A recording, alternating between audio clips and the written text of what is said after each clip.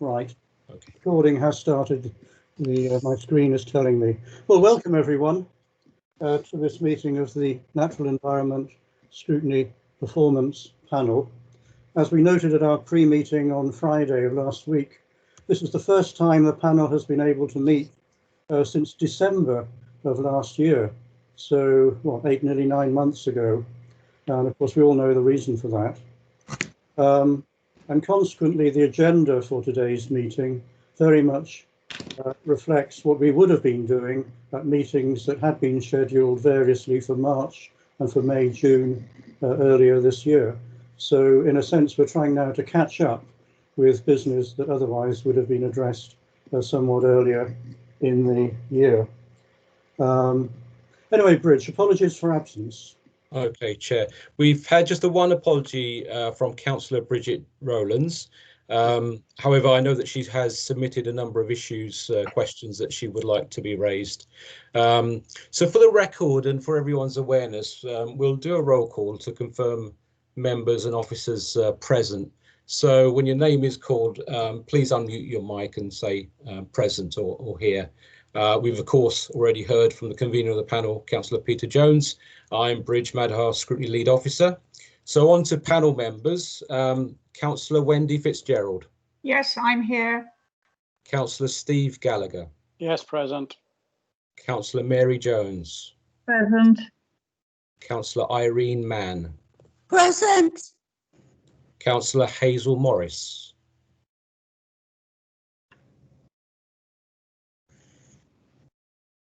Councillor Hazel Morris. I think You need to unmute, Hazel. Okay. She's definitely here. We know that Councillor Hazel Morris is present with us. Yeah. Yeah. Councillor Christine Richards. Present. I'm here. Yeah. Okay. Councillor Mary Sherwood. Present. Hello. Councillor Will Thomas. Present. Councillor Linda Tyler Lloyd.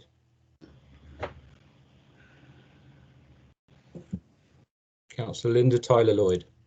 Okay. Okay.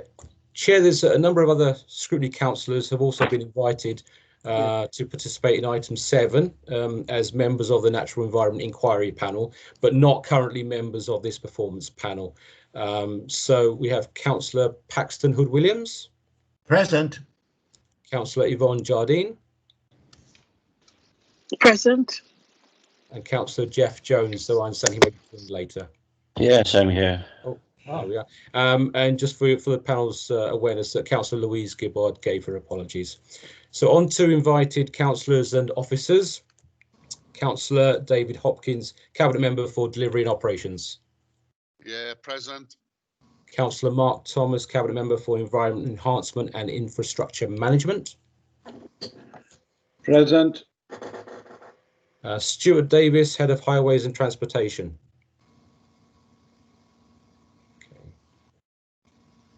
Can I say, Bridge, can I give apologies for Stuart, please? He's just come back. It's his first day off sick leave. And as you can imagine, it's a very busy time for officers, and he's just inundated with work this morning. Okay. Chris Howell, Head of Waste Cleansing and Parks. Present. Phil Holmes, Head of Planning and City Regeneration.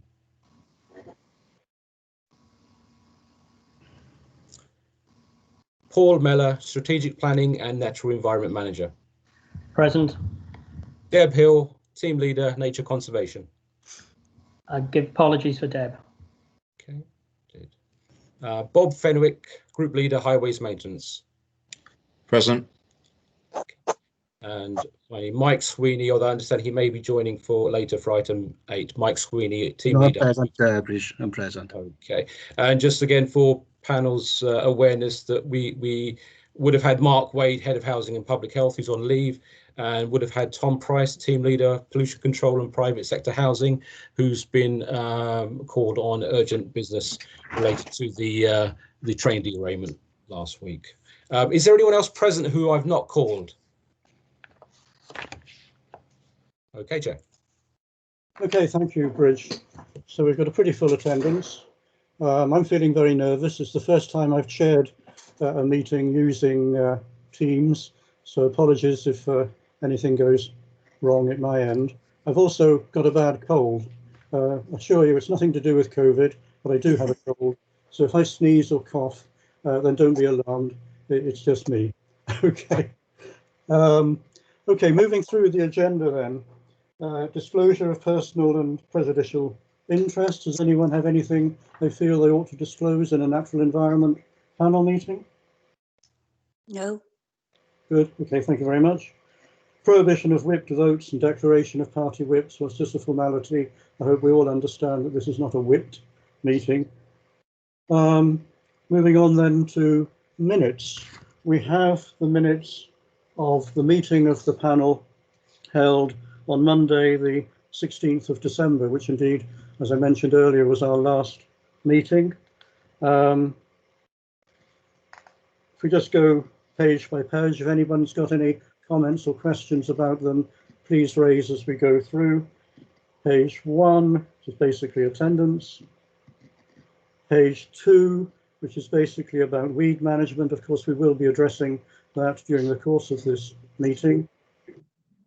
And then page 3, which is very much on air pollution control. And page 4, which is just about work plan. So are those minutes acceptable? Can they be signed as a correct record? Anybody objecting? No. Fine. Agree, Chair. Great. Thank you all. Okay, thank you all very much. Which brings us on then in terms of the agenda to public questions. Bridge, have we had any public questions? And there are none, Chair. There are none. No, it's very difficult actually for the public in this situation, of course, to get engaged with meetings. Well, there we are.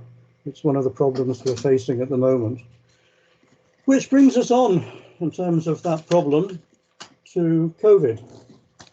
And of course, it has been the case that the Scrutiny Programme Committee, the full committee, has had several meetings now in which we've had reports from the leader and others on how the council as a whole has coped, particularly in responding to the effects of COVID on welfare and people's ability to cope, those who are self-isolating and so on. But of course, what we want to do is have a look at the environmental impacts that we think have been significant as a consequence of COVID. And I'm sure those of us who walk around the parks will have seen the increased use of our wonderful public parks. If you go along the city centre front by the bay, we will have seen far more cycling. And of course, there have been other benefits in terms of reduced air pollution and less cutting of weeds and other associated things in parks and roadside verges. So it's been an interesting impact or set of impacts. But who's going to introduce this issue? Will Mark or David or one of the officers, please? Who's going to speak? Hello? I don't mind addressing it, Chair. Okay. If that's Same okay. here, I'm easy. And I mean, part of it, because there's crossovers obviously with the sort of the title of this, because it affects areas of David's portfolio, Councillor Hopkins' portfolio. Sure. It affects things, particularly weed management on highway verges, which creeps into the highway sector. And there's obviously areas then of parks, etc., that come under Chris Howell. So it's not a one-person sort of area of responsibility. So perhaps if I kick it off, and then there can be contributions from anybody else who wants to contribute, and obviously to answer any questions that I know the panel will have around this. I think, yeah, you touched on some things there, Chair. There's definitely been many consequences and side effects of the COVID. Some have been beneficial, majority not, obviously, because the impact on people's health and suffering from COVID. But from the air pollution that you touched on, there's clearly been improved levels of air pollution. What we don't know is how long those effects we will see the benefit of. And as people go back to using their cars and going back to work. Obviously, we suspect that the levels of air pollution will increase in line with that. What none of us know at the moment is what will the new level of air pollution be, and what will the new level of car usage be. And I think that we are not at a level yet. We are not at the end level yet. That's my own personal view on this. That's not a council view. That's something that I believe is evolutionary, because I think clearly, if you look at certainly from us as councillors, where we used to go into work, you know, a cabinet were in work 4 or 5 days a week.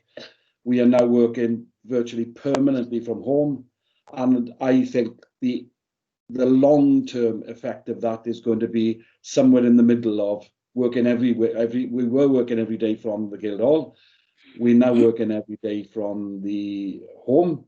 And I think that we're going to settle sometime in the future in the middle of that. So, for example, from my own personal point of view, whereas I used to travel to work every day, I suspect that longer term, I will be only possibly traveling 1 or 2 days a week to work. I don't know it yet, and I suspect an awful lot of people. So trying to predict what the longer term traffic usage is and therefore air pollution is going to be is not an exact science at the moment. I don't think anybody truly knows the answer for it. There's another impact on this as well, in that there is definitely, we all know, a reduced usage of public transport. And as a net result of that, there may well be an increased use of cars and vehicles. That will come back to a higher level, I believe. I think that public transport usage will increase in time.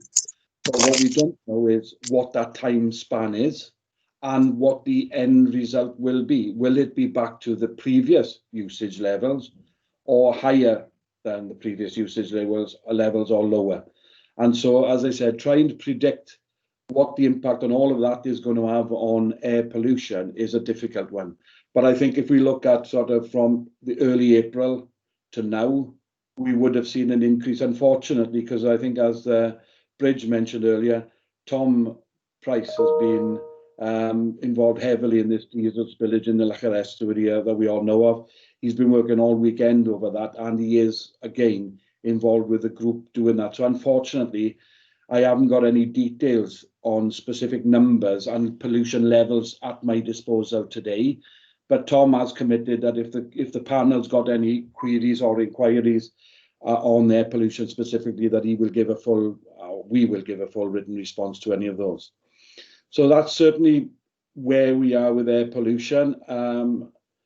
The other effects have been obviously a huge increase over the last 6 months in usage of our cycleways and cycle routes.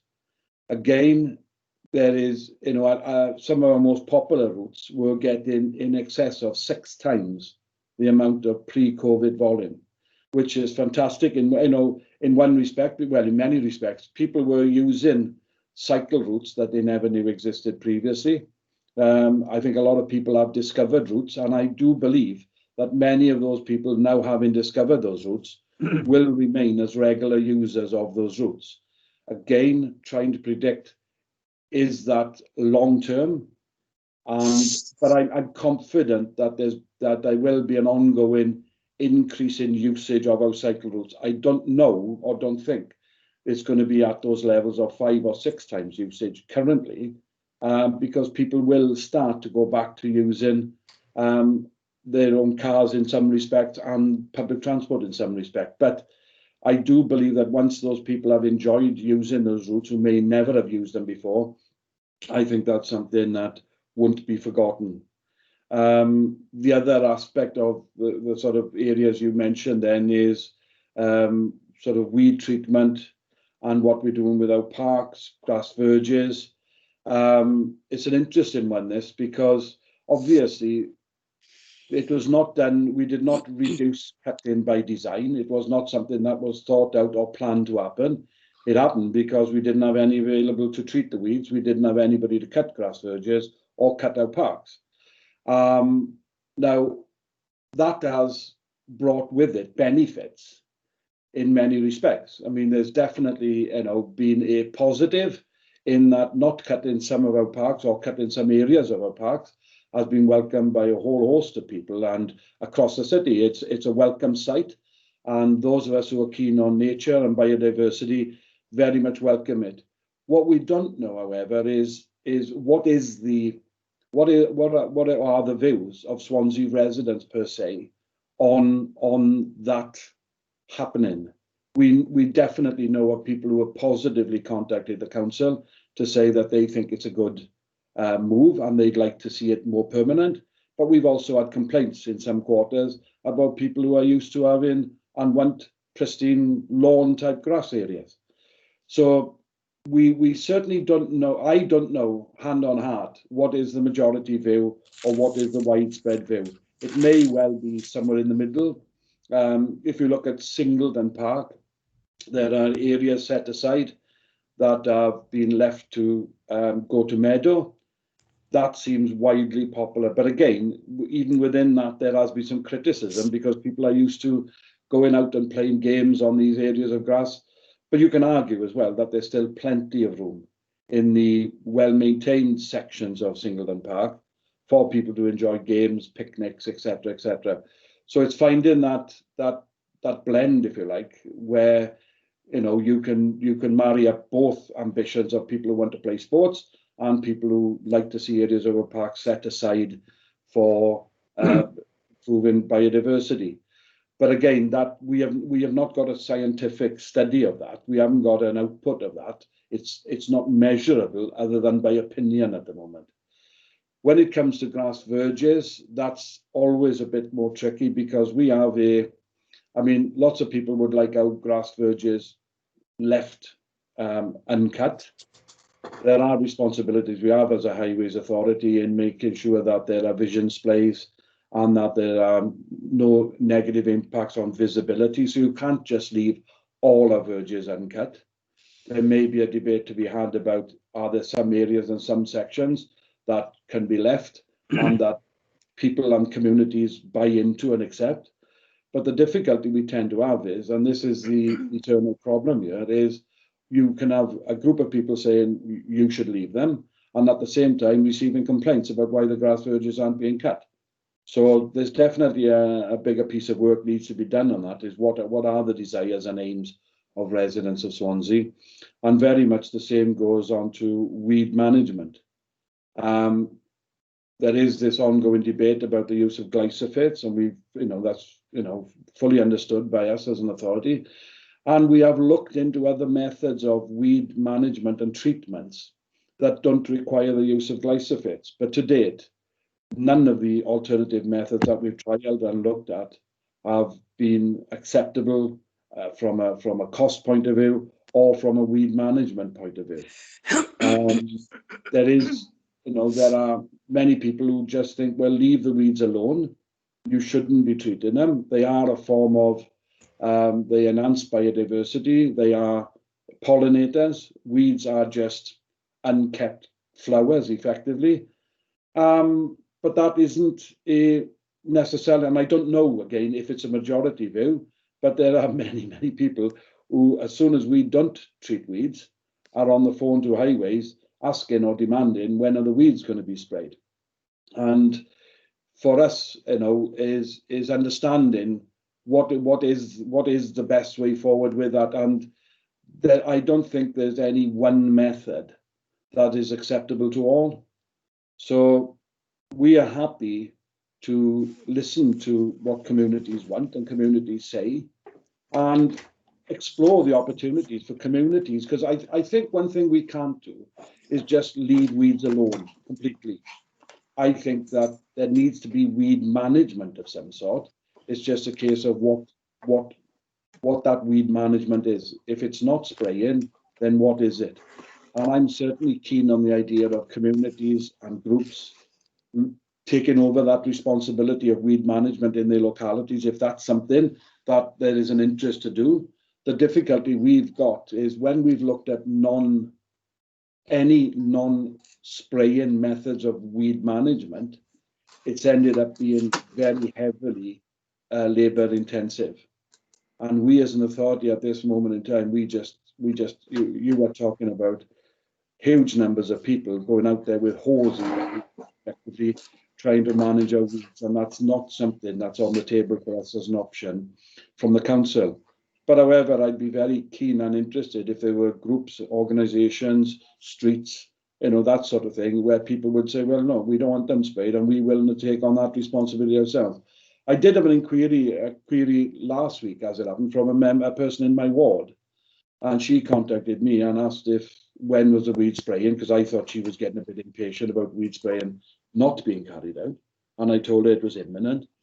And she said, well, can they not spray outside my house? Because she was, of the mind that she didn't want the weed sprayed. But I mean, that's the difficulty of it. It's an impossibility for us to be able to offer. We cannot, on this weed spraying regime that we have currently, offer the opportunity for individual households to opt out of spraying outside of their properties. It may be something that we can look at in regards to estates or zones or something of that effect. But that's the challenge we got. We're not hell-bent on spraying at all, but all the alternatives we've looked at haven't come up with the answers for us all yet. Chair, I'll stop there because you know what I'm like when I start. Somebody's had enough anyway. Okay. I'm happy for others. I don't know if Chris Howells wanted to contribute to that part of the conversation, particularly about the parks and the parks element. But I'm happy to rest there and await any questions or. Okay, Mark, thank you very much for, I think, a balanced and a considered set of responses to the various issues for which you share responsibility. I mean, certainly I know other councillors, I've had many emails all commending the more relaxed management of the grassed areas in Singleton and other parks in their vicinities, and also commending roadside verges being left to mature, to seed and die down naturally. And I think there is obviously an issue in terms of public understanding of why areas are left naturally to seed rather than being mowed or sprayed or whatever, and we'll come to those issues in a moment. But I think, speaking as chair of a natural environment panel, I think we as a council have a responsibility to inform and to ensure that people across Swansea do understand that this isn't a matter of neglect. It's a matter of positively working to protect and encourage, to maintain and enhance, to use the words of the Environment Act, particular forms of habitat and the support of that habitat in terms engaging with insect life, with bird life, and so on. So I think there is a role for the council, not simply listening, but also informing, and we need to have that debate. And I accept that different wards, in terms of public opinion, may take different views, and this is something we need to explore. Having said that, David, I mean, you've been sitting patiently. Did you want to add anything to this discussion before I open the panel? I certainly would. Thanks, Chair, for allowing me to be here today. And I thank Mark for his, Councillor Mark Thomas, for his input here. It's left me very little to say in reality, except just to reiterate the need for placemaking and ensuring that green spaces are available for our people for the well-being. And I think, if nothing else out of COVID, what has come out of COVID is the appreciation for the parks and walking and cycling areas. I think, as Councillor Mark Thomas said earlier on about the cycling, I think what the greatest thing we could do, we've seen this massive increase in cycling along our cycle paths and along the prom and other areas. It would be lovely to see how we can grasp that and actually try to get that now to people when they do return to work, which is returning to work at the present time, is how we can get them onto the bike instead out of the car, or even onto public transport. I think that is something that we need to nurture at this present time, and I think we need to perhaps have a policy development committee to look at some of these issues and how we can deliver a greener environment going forward.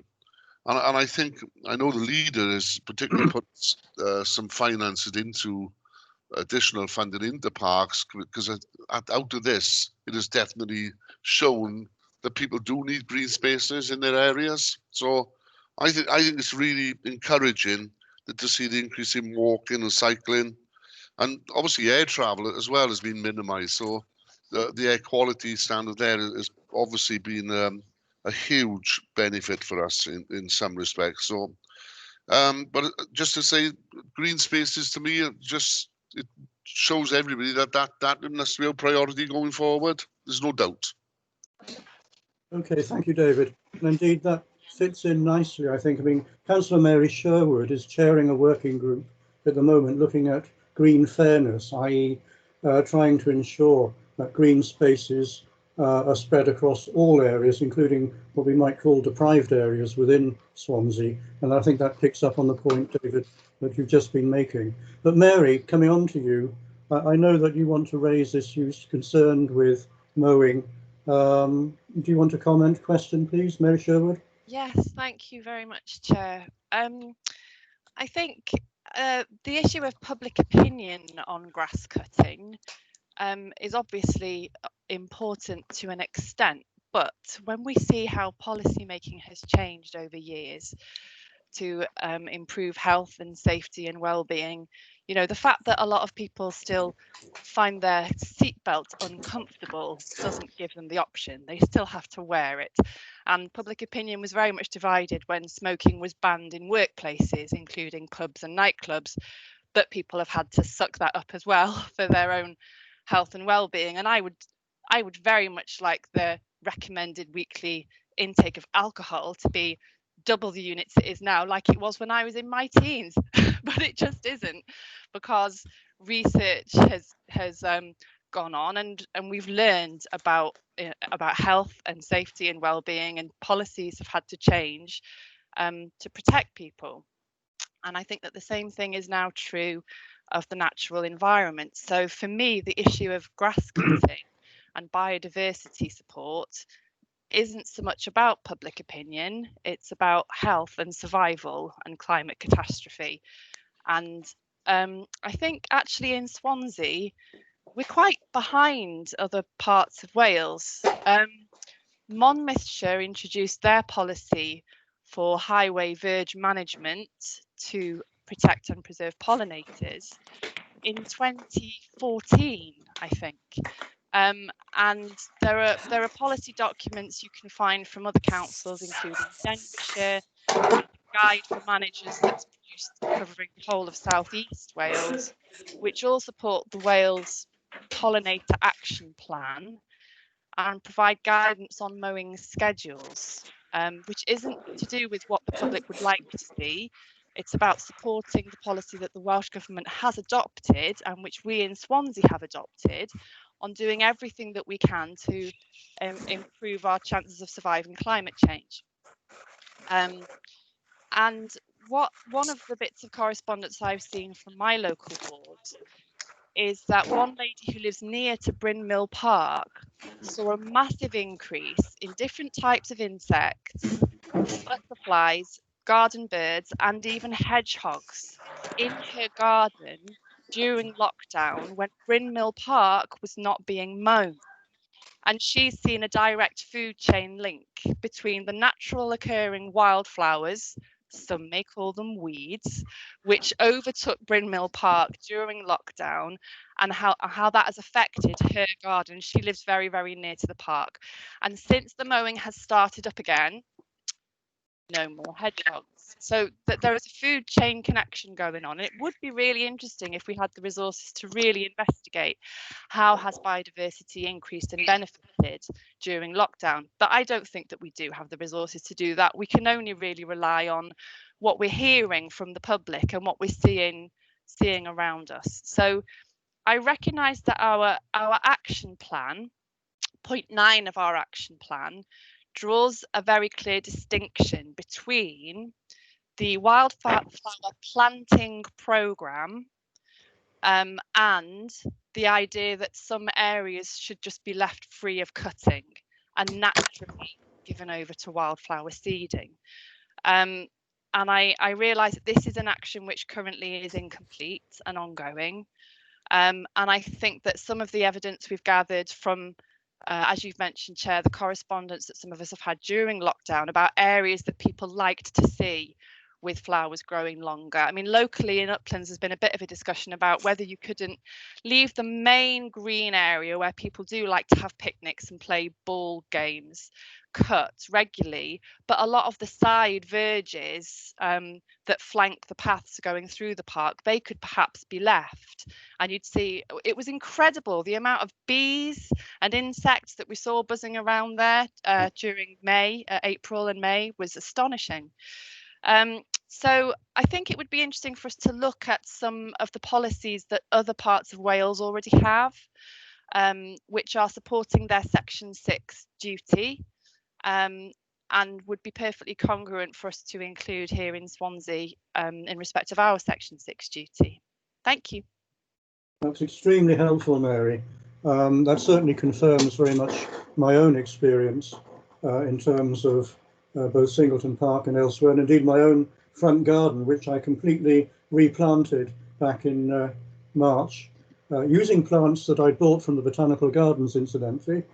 And it's now a haven for bees, for butterflies, for other flying insects, and obviously with benefits to bird life and so forth. So I can confirm exactly that just a little care and a little management can completely transform the sort of natural environment in which we're living. Councillor Will Thomas, I think you wanted to come in on this issue as well. Thanks, Peter. Mary's covered a lot of the things that I wanted to mention, actually. However, there is one thing regarding Verges I'd like to speak about. I've had a couple of complaints from residents, obviously, about the sort of the weeds and things growing on the dual carriageways and coming into Swansea. And I think the perception of some of the weeds that we've let grow in the Verges, for example, Carmarthen Road, Oystermouth Road, Fabian Way, these do need to be treated, whether that's manually or we could fill in, you know, where they're growing through the concrete. You know, I'm not saying we necessarily have to spray them, but I do think the perception that we're giving to people visiting the city and people coming into the city, that those areas do need to be addressed. I mean, for example, we've got an arena which we're spending a huge amount of money on, and then there's 4-foot weeds growing in the middle of the road nearby. So I think there are some cases where we do need to look at this. But everything else was covered there. Thanks, Peter. Okay, thanks, Will. I'd just like to mention that I've been contacted directly by Plant Life, the NGO. Well, the name speaks for itself. And they're interested in engaging with the council. And I think this is something that we shall need, I think, to explore as an organisation. We do need to engage, I know we do engage with external organisations, but Plant Life are particularly interested in this issue and obviously can provide us with expert information and advice in terms of how we manage our parks and roadside verges in particular for insect life, for habitat, and so on. And I've also been contacted by the West Glamorgan branch of the Welsh Historic Gardens Trust. Sounds very august, doesn't it?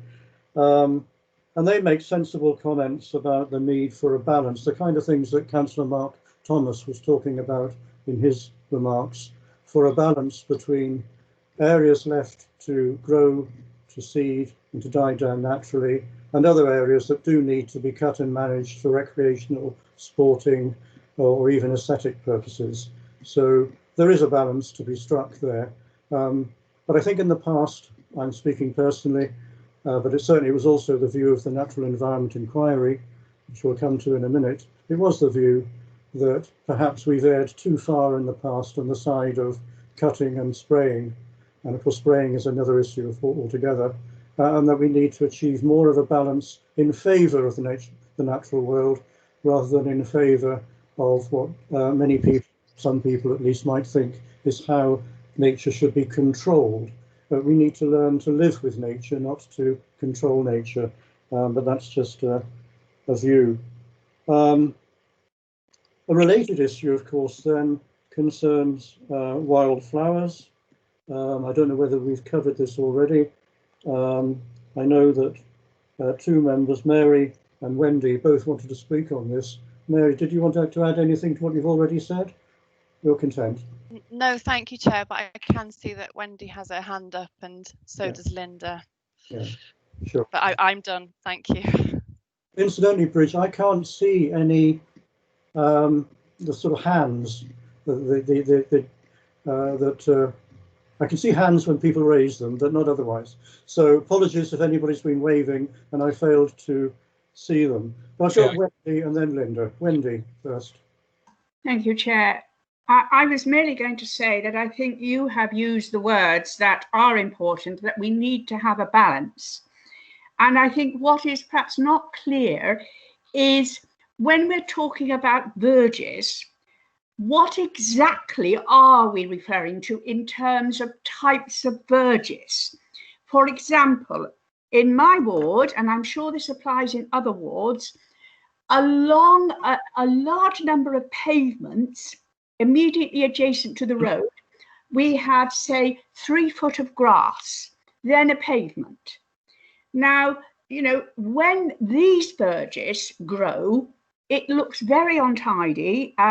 You get the weeds growing in the gutter, and then they unfortunately tend often to block the gullies.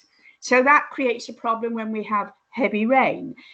Now, people I know are not happy when these narrowish verges are looking untidy and overgrown. However, as in other wards in Pentlegare, we've got some wide verges that I am sure there could be negotiations around, and I think residents would be not unhappy to allow them to grow and produce, you know, weeds and goodness only knows what else. So I do think we perhaps need some clarity around how we achieve this balance. So that's number 1 point. Just to say too, I do think that we have to deal certainly with some of the problems of weeds growing in gutters. Otherwise, I think most of what I was going to say has been covered. Wildflowers, yes, we mentioned that in the pre-meeting. There's certainly a suggestion that we go for more homespun wildflowers rather than slightly more exotic species, and that I think is another discussion that perhaps we need to have, and whether or not, you know, we need to plant every year and treat before we replant. So there's certainly a lot of things that perhaps we need to debate in more detail at a future date. Thank you, Chair. Okay, thank you, Wendy. Linda, you wanted to come in on this issue as well. Linda, you need to unmute.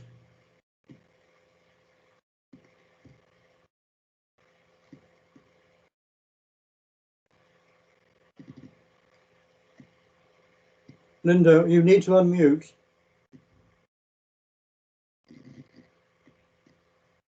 Seem to be having a problem here. Linda Tyler-Lloyd, can you unmute, please? No? Oh dear. Well, maybe